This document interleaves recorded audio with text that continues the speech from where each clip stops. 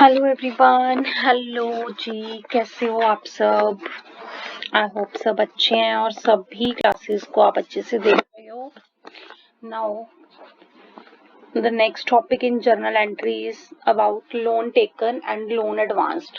ठीक है बेटा, कोई भी business in the normal course of business वो मतलब उसको लोन लेना भी पड़ता है और लोन देना भी पड़ता है। ठीक है, if the loan is taken by the business, loan is taken by business, then it is the liability for the business because the business has to return it. ठीक है, but if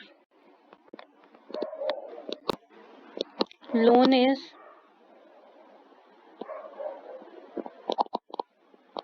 given by business, then it is an asset. Okay, liability is always credited, asset is always debited.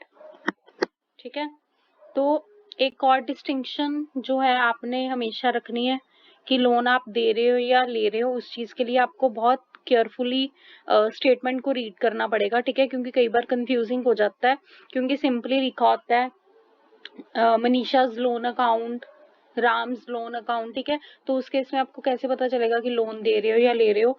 तो एक distinction करने के लिए कहते हैं if the loan is given by the business, if loan is given by the business, then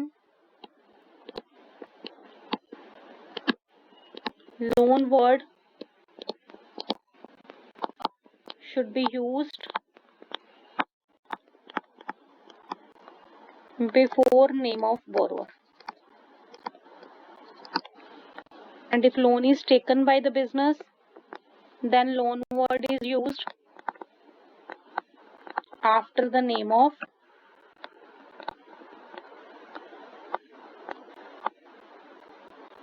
lender. ठीक है, loan word, ठीक है, after the name of lender means जैसे आपने राम को लोन दिया तो आप क्या लिखोगे, राम्स लोन अकाउंट।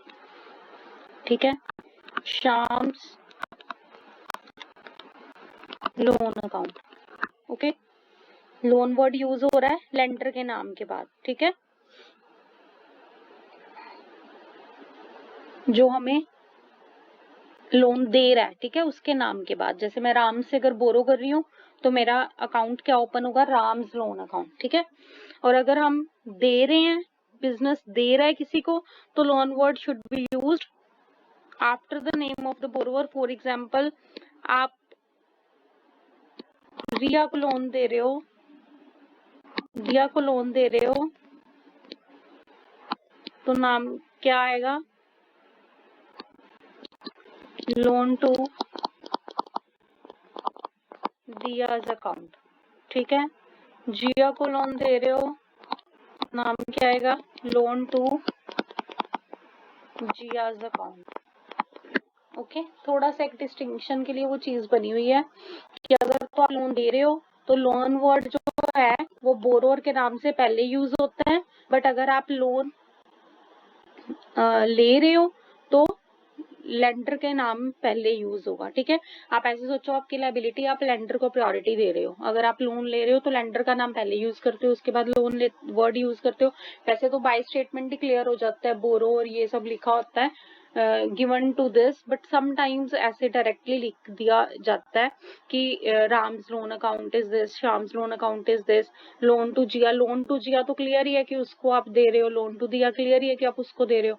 बट अगर राम्स लोन अकाउंट लिखा हुआ है इसका मतलब बिजनेस ले रहा है। ठीक है, बिजनेस ले रहा है तो आप ऐसे ही याद रख लो कि वो क्रेडिटर को प्रायोरिटी दे रहा है। ठीक है, इसलिए क्रेडिटर का नाम वो पहले यूज करता है कि क्रेडिटर नाराज ना हो जाए, तो वो लिख देता है राम का loan account. This is clear, थोड़ा सा याद रखने के लिए एक ट्रिक सा मैंने बताया, अदरवाइज इतनी बात नहीं है।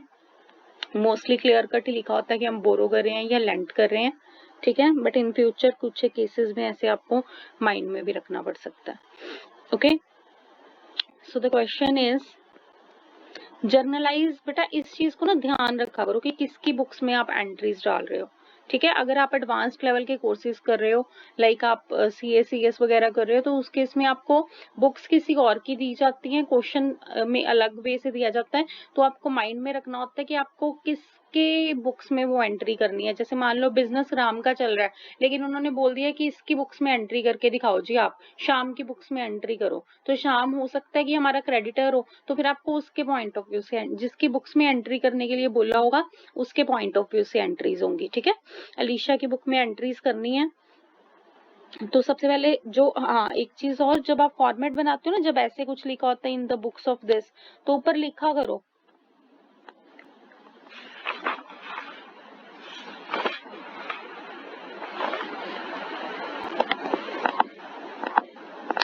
Books of Alisha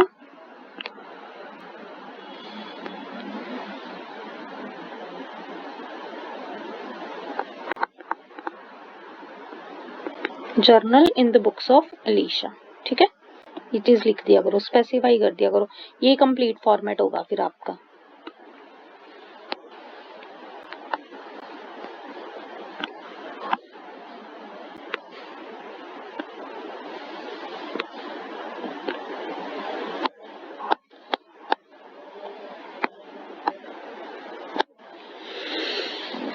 first Feb borrowed 40,000 from Manisha.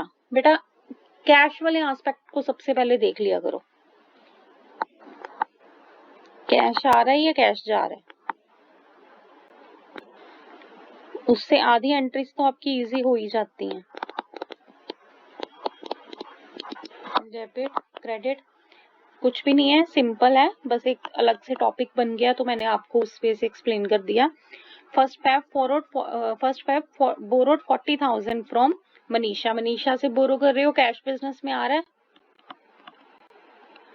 Cash आ गया, कैश अकाउंट डेबिट। अब जब हम लेते हैं तो हम क्रेडिटर का नाम पहले लिखते हैं ना, टू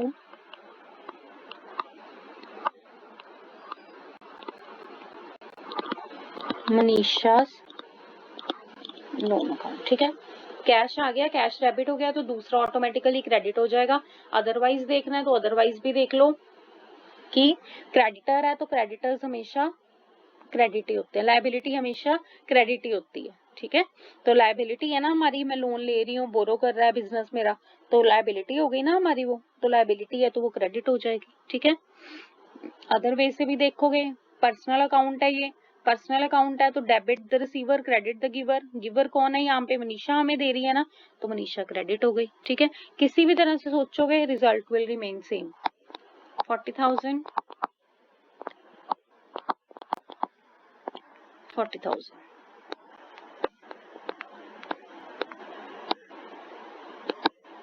ठीक है बच्चे, एग्जाम में साथ साथ ऐसे मार्क करते जाया करो ताकि कुछ स्किप ना हो जाए। फिफ्थ फेब को lent 35,000 to Sugandha. Fifth Feb lent दे रहे हो, अब आप दे रहे हो, कैश जा रहा है, टू कैश तो हो गया, तो सुगंधा का अकाउंट ऑटोमेटिकली डेबिट हो जाएगा। जब देते हैं तो हम क्या लिखते हैं, loan to Sugandha's account debited, amount is 35,000 35,000। Okay बेटा, ठीक है। वैसे भी Sugandha is a personal account, Sugandha को हम दे रहे हैं डेबिट द रिसीवर, तो उसको हमने डेबिट कर दिया। ठीक है, अदरवाइज देखना है, सुगंधा को हम दे रहे हैं, सुगंधा ये मेरा एसेट बन गया ना, अगर हम किसी को लोन दे रहे हैं तो बिजनेस के लिए एसेट हो गया ना वो, तो वो डेबिट होता है, इसलिए भी डेबिट कर दिया। ठीक है, किसी भी तरह से आप उसको फाइंड आउट कर सकते हो, हर एक चीज का एक लॉजिक है। ठीक है, रीपेड 25,000 टू मनीषा। अब मनीषा से हमने 40,000 लिया था, उसमें से हम 25,000 जो है वो पे करते हैं। जब भी हम पे करते हैं तो रिवर्स एंट्री डाल देते हैं। ठीक है, ऐसे नहीं भी सोचना, दूसरी तरह से सोचो, रीपे करेंगे तो कैश चले जाएगा, टू कैश हो गया। ठीक है, किसको रीपे कर रहे हैं, मनीषा को। पहले मनीषा के लोन अकाउंट को हमने क्रेडिट किया था फर्स्ट फेब को, अब यहाँ पे हम मनीषा लोन अकाउंट को डेबिट, मतलब रिवर्स एंट्री कर देंगे, जब रीपे करते हैं तो एंट्री रिवर्स हो जाती है, ठीक है। क्यों रिवर्स होती है? कैश जा रहा है तो कैश क्रेडिट हो गया। किसको पे कर रहे हैं? मनीषा को, मनीषा के लोन अकाउंट को पे कर रहे हैं तो उसको डेबिट कर दिया। कितना रीपे कर रहे हैं हम? 25,000। नरेशंस बेटा वही आ जाएंगी, being loan repaid, being amount borrowed from this, ठीक है, वही सब चीजें लिखनी है। 15 फेब को अब सुगंधा को हमें रीपे कर रही है, सुगंधा रीपेड, हमने लेंट किया था ना, हमने दिया था सुगंधा को लोन, तो अब सुगंधा हमें रीपे कर रही है तो मेरे बिजनेस में कैश आ रहा है, कैश अकाउंट हो गया डेबिट। 2 किससे आ रहा है? सुगंधा से, सुगंधा लोन अकाउंट। वैसे भी मैंने बोला है ना, जब वापस आते हैं वैसे या हम पे करते हैं तो उसके ऑपोजिट एंट्री डालते हैं। 5 फेब को हमने लोन टू सुगंधा को डेबिट किया था, यहाँ पे क्रेडिट कर दिया, कैश वहां पे क्रेडिट हुआ था, यहाँ पे डेबिट हो जाता है, ठीक है। ऑपोजिट कर दो, सोच के डालनी है तो सोच के डाल लो, एक ही बात है। सुगंधा हमें रीपे करी है तो कैश आ रहा है ना बिजनेस में, कैश डेबिट हो गया, सुगंधा का लोन अकाउंट क्रेडिट हो गया on the other hand. Next is borrowed 50,000 from Alisha's husband. Alisha के हस्बैंड से हम बोरो कर रहे हैं। बेटा देखो मैटर करता है, Alisha was the owner here. Alisha क्या थी? ऑनर थी। तो यहाँ पे मैटर करता है कि उसके हस्बैंड से बोरो कर रहे हैं, तो बिजनेस के लिए तो वो लोन ही है ना, बिजनेस के लिए वो मैटर ही नहीं करता उसका हस्बैंड है या उसका किसके साथ क्या पर्सनल रिलेशन है। अगर अलीशा खुद भी बिजनेस को लोन देगी फिर भी वो लोन ही काउंट होगा, ठीक है। तो आप नॉर्मल चलो, हम बोरो कर रहे हैं तो कैश बिजनेस में आ रहा है, कैश अकाउंट हो गया हमारा डेबिट। 20 फेब की एंट्री थी ये, ठीक है, कैश हो गया डेबिट। किससे बोरो कर रहे हैं? अलीशा के हस्बैंड से। अलीशा के हस्बैंड का नाम क्या है? कोई भी रख लो। अलीशा's हस्बैंड, नाम नहीं दिया हुआ तो अलीशा's हस्बैंड ही लिख दोगे, वैसे तो नाम स्पेसिफाई किया ही होता है, राम लिख दो। चलो 2। अच्छा अभी उन्होंने ये भी लिखा हुआ है 6% इंटरेस्ट। कितना इंटरेस्ट है? वो इंटरेस्ट जब हम देंगे तब देखेंगे। अब आपने ऐसे लिख देना 6% Ram's loan account.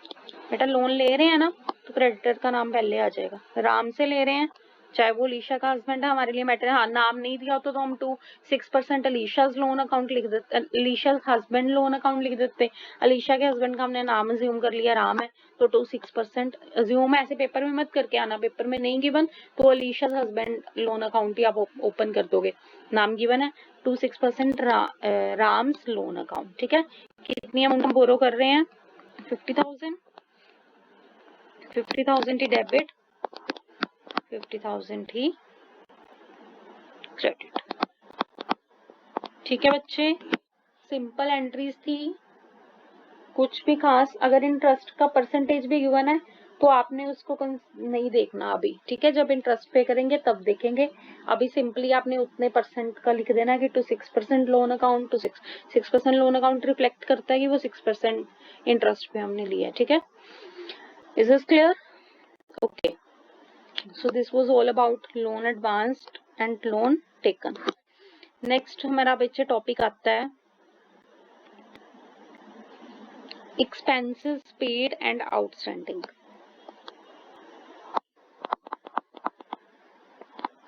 Expenses paid and outstanding, ठीक है। अब उसके रिलेटेड क्वेश्चन हमारे पास है बच्चे, आपको चारों चीजें याद है ना? आउटस्टैंडिंग,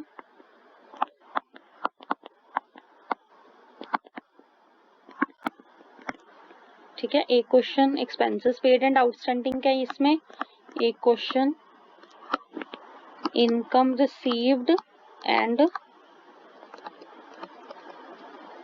आउटस्टैंडिंग का, मतलब accrued income and income received in advance का, ठीक है।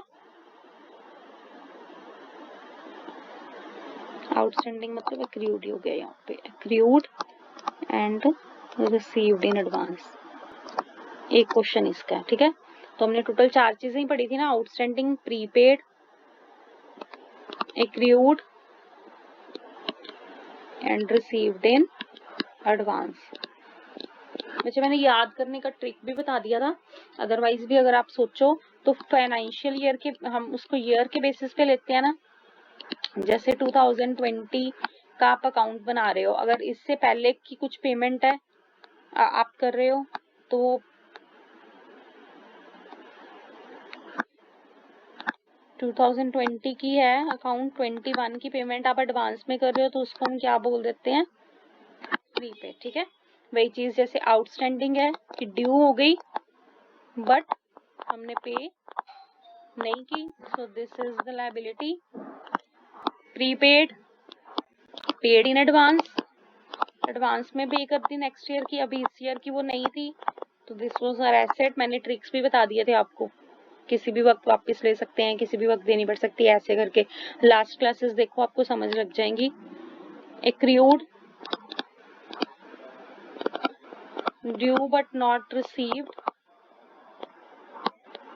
Received in advance means advance में रिसीव कर लिया। ठीक है, इसके रिलेटेड अब हम एंट्रीज करेंगे। फर्स्ट इज 1 जन को interest for current year paid 11,000। ठीक है, जर्नल यहाँ पे बनाओ।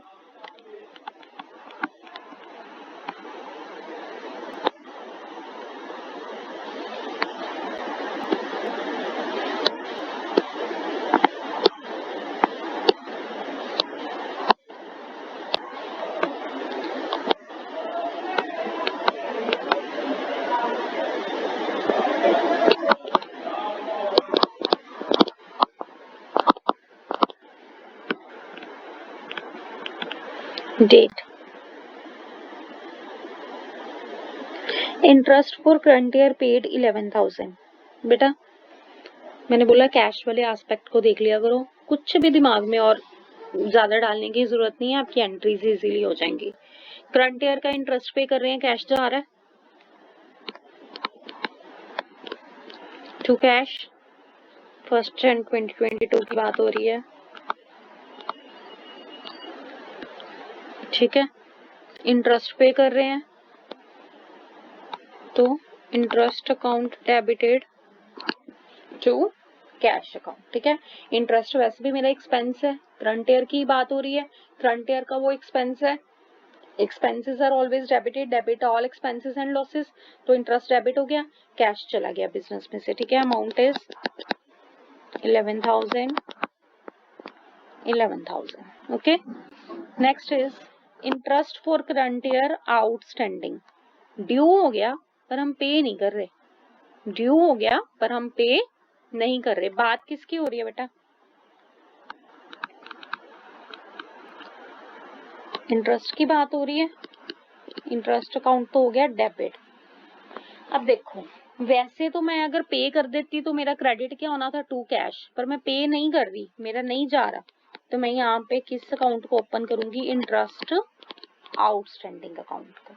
ठीक है, किस अकाउंट को ओपन करूंगी, इंटरेस्ट आउटस्टैंडिंग, क्योंकि टू कैश तो हो नहीं रहा, कैश तो बिजनेस में जा नहीं रहा, तो क्या बचा, आउटस्टैंडिंग अकाउंट ही बचा ना। वैसे भी आउटस्टैंडिंग मेरी क्या होती है, due but not paid, due होगी बट पे नहीं की, आउटस्टैंडिंग इज माय लायबिलिटी। क्या बताया था मैंने अभी, आउटस्टैंडिंग हमारी क्या होती है, लायबिलिटी। पिछली क्लासेस अगर आपने सारी देख ली तो आपको बहुत इजीली ये कंसेप्ट, ये चीज जो है वो समझ लग जाएगी। ठीक है, ड्यू हो गई बट हमने पे नहीं की, हमें किसी भी टाइम पे करनी पड़ सकती है, मतलब मेरे बिजनेस की लायबिलिटी है, और लायबिलिटीज हमारी हमेशा क्या होती है, क्रेडिट, तो इंटरेस्ट आउटस्टैंडिंग क्रेडिट हो गया। वैसे इंटरेस्ट टू कैश होना था, अभी इंटरेस्ट तो मेरा डेबिट हुआ ही हुआ, कैश की जगह टू इंटरेस्ट आउटस्टैंडिंग आ गया। ठीक है बेटा, अमाउंट इज 4,000। नेक्स्ट 16 जन, interest outstanding for previous year paid 16 जन।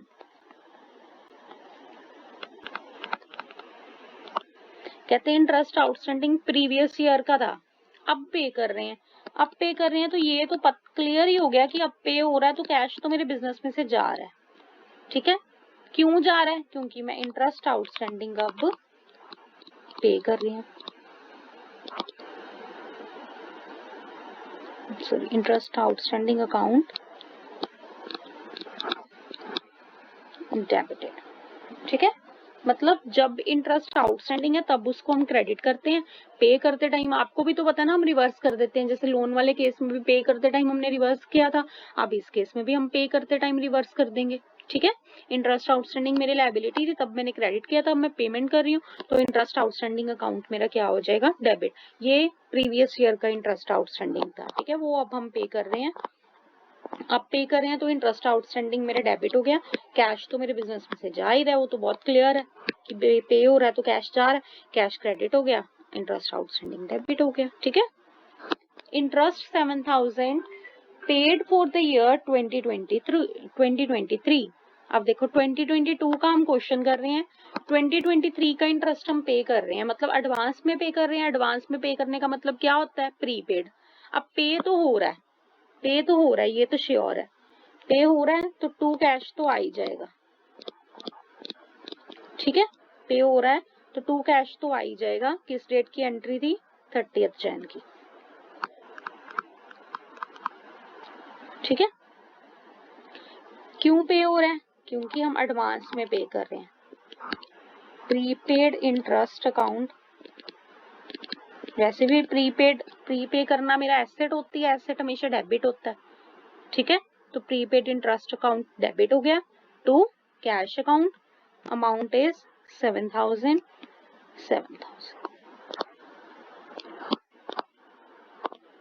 ठीक है बच्चे, जहाँ पे तो कैश है वहां पे तो कैश ही क्रेडिट डेबिट हो रहा है, जहाँ पे कैश नहीं है वहां पे प्रीपेड एक्सपेंसेस, आउटस्टैंडिंग एक्सपेंसेस, ऐसे वर्ड्स यूज हो रहे हैं। ठीक है, थोड़ा सा वो देख लो, जैसे यहाँ पे आउटस्टैंडिंग था, मतलब कैश तो जा नहीं रहा, उसकी जगह पे इंटरेस्ट आउटस्टैंडिंग आ गया। एडवांस में पे कर रहे हो, कैश तो जा ही रहा है फॉर श्योर। क्यों जा रहा है, क्योंकि आप interest prepaid, paid in advance वाला इंटरेस्ट पे कर रहे हो, उस ईयर का इंटरेस्ट नहीं है। उस ईयर का होता तो नॉर्मल इंटरेस्ट अकाउंट आना था, यहाँ पे हमारा क्या आया, prepaid interest account. Is this clear बेटा?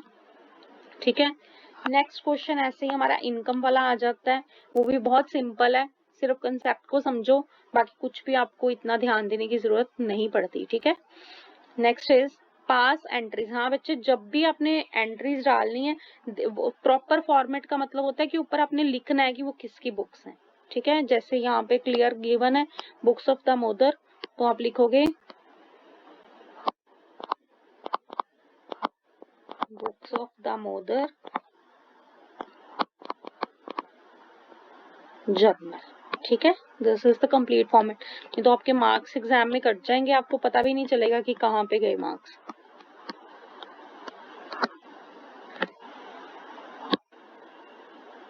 Date,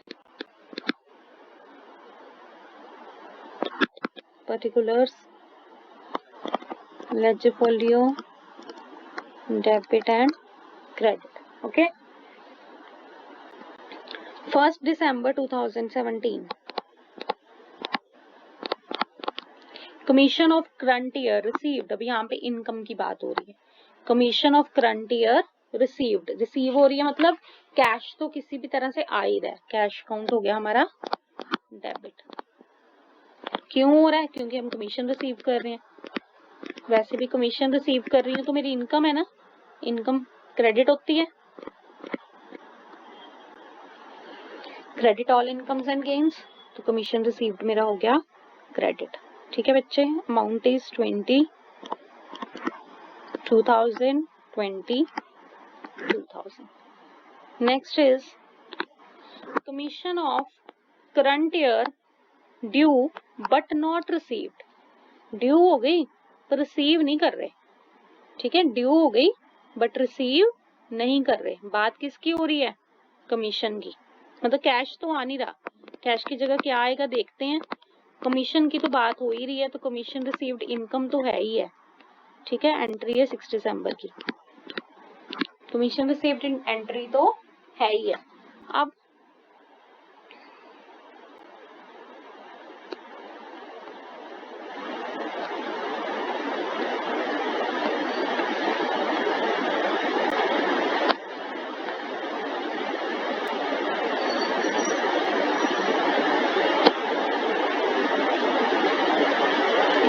commission due but not received, due but not received को हम क्या बोलते हैं, accrued. Commission accrued account debited. Due but not received, ये मेरी क्या होती है, एसेट। ड्यू होगी, रिसीव नहीं की, मुझे इस साल मिलनी, मैं किसी भी टाइम उसको रिसीव कर सकती हूँ, तो वो मेरी एसेट होती है। रिसीव्ड इन एडवांस, एडवांस में रिसीव कर ली, मुझे पे भी करनी पड़ सकती है, इस साल की नहीं है, नेक्स्ट ईयर में आनी थी वो, तो वो मेरी क्या होती है, लायबिलिटी। तो एसेट तो मेरी डेबिट ही होती है ना हमेशा, तो वो एक्रियूड है, तो एक्रियूड इसलिए मेरा यहाँ पे डेबिट हो गया। वैसे मैंने कैश टू कमीशन करना था, अब कैश तो आ नहीं रहा, कमीशन टू कमीशन तो रहेगा ही रहेगा, कैश की जगह पे कमीशन एक्रियूड आ गया, आप ऐसे भी याद रख लो। ठीक है, एक एस्पेक्ट को फाइंड आउट करो, दूसरा एस्पेक्ट उसके अकॉर्डिंग ही आपको समझ लगना शुरू हो जाएगा। ठीक है, चाहे आप ऐसे देख लो कि कमीशन एक्रियूड एसेट होती है, हमेशा डेबिट होगी तो वो डेबिट हो जाती है, चाहे आप ऐसे देख लो कि कैश तो आया नहीं, उसकी जगह पे क्या लिखेंगे हम, कमीशन एक्रियूड लिख देंगे। ठीक है, अब ऐसे भी आपको इन चारों का पता होना चाहिए कि कौन सी एसेट है, कौन सी लायबिलिटी, ये बहुत जगह पे यूज होते हैं बेटा। लास्ट क्लासेस देखो, मैंने बहुत क्लियरली इन सब चारों के बारे में बताया हुआ है, याद ही कर लो। आउटस्टैंडिंग लायबिलिटी है, लायबिलिटी क्रेडिट होती है, प्रीपेड एसेट, एसेट डेबिट होती है। हाँ, जब पे वगैरह कर रहे हो आउटस्टैंडिंग को, फिर रिवर्स होती हैं वो चीजें। ठीक है, एक्रियूड है, एक्रियूड एसेट होती है, एसेट डेबिट होती है, रिसीव्ड इन एडवांस लायबिलिटी है तो वो क्रेडिट होती है। ठीक है, ऐसे इस चीज को माइंड में बिठा लो, तो फिर तो आपको क्लियरली ये एस्पेक्ट पता लग ही जाएगा कि एक्रियूड मेरी डेबिट होती है, तो कमीशन रिसीव कर दिया। अच्छा, वो नहीं याद कर पा रहे तो आप सीधा देखो, वैसे मैंने क्या डालनी थी, cash to commission received, commission receive तो वैसे की वैसे रही, कैश की जगह एक्रियूड डाल दिया मैंने, क्योंकि कैश आया नहीं मेरे पास। ठीक है, commission of last year received, last year की कमीशन रिसीव कर रहे हो आप 10 दिसंबर,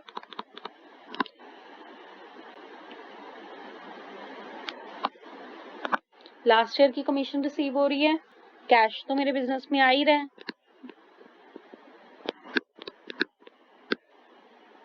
ठीक है, टू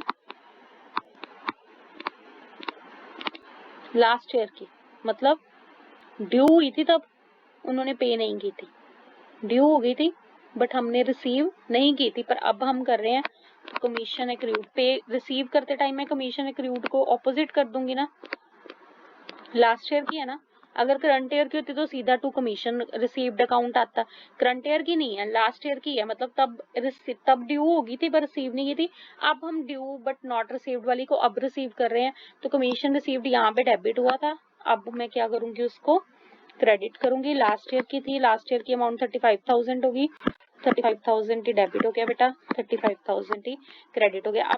अब आप यहाँ पे कंफ्यूज मत हो जाना कि टू कमीशन सिंपल क्यों नहीं लिखा, सिंपल लिख देती तो वो मेरी इस ईयर की कमीशन रिसीव होनी थी, फिर 1 दिसंबर वाली एंट्री और 10 दिसंबर वाली एंट्री में कोई फर्क ही नहीं रहता। ठीक है ना, यहाँ पे कमीशन करंट ईयर की रिसीव कर रहे थे तो टू कमीशन रिसीव कर लिया था, लास्ट ईयर की रिसीव कर रहे हो मतलब तब ड्यू हुई थी, रिसीव अब हम कर रहे हैं। ठीक है, तब ड्यू बट नॉट रिसीव्ड वाला केस था ना, अब रिसीव कर रहे हैं तो अब हम उसको ऑपोजिट कर रहे हैं। Commission of next year received, next year means अब एडवांस में रिसीव कर रहे हैं, कैश तो आ ही रहा है ना, नेक्स्ट ईयर की अब रिसीव कर रही हूँ मैं, 14 दिसंबर।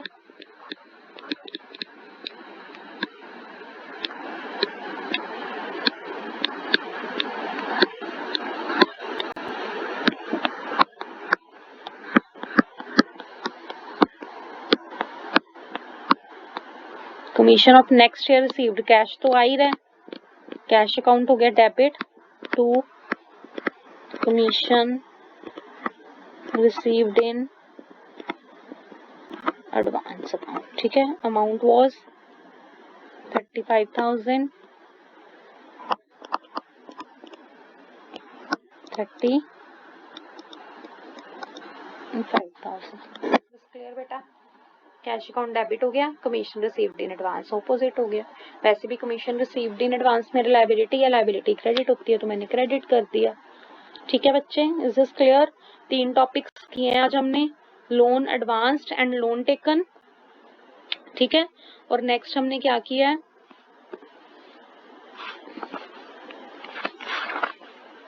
Income received and accrued in advance, received in advance and accrued and expenses paid and outstanding. ठीक है, 3 टॉपिक्स आज हमने किए, तीनों की जर्नल एंट्रीज की हैं, तीनों की एग्जांपल्स करके देखा है। ठीक है। अब उसके बाद थोड़ा बहुत हमारा जर्नल बचा है, कुछ एक ट्रांजेक्शंस, वो हम कल कवर अप करेंगे। Okay, thank you so much. In case of any doubt आप कमेंट में लिख सकते हो। Stay connected, subscribe the channel if you have not subscribed it yet, and share it with your friends so that वो भी accounts को understand कर सकें इजीली। ठीक है, thank you so much, bye bye, take care.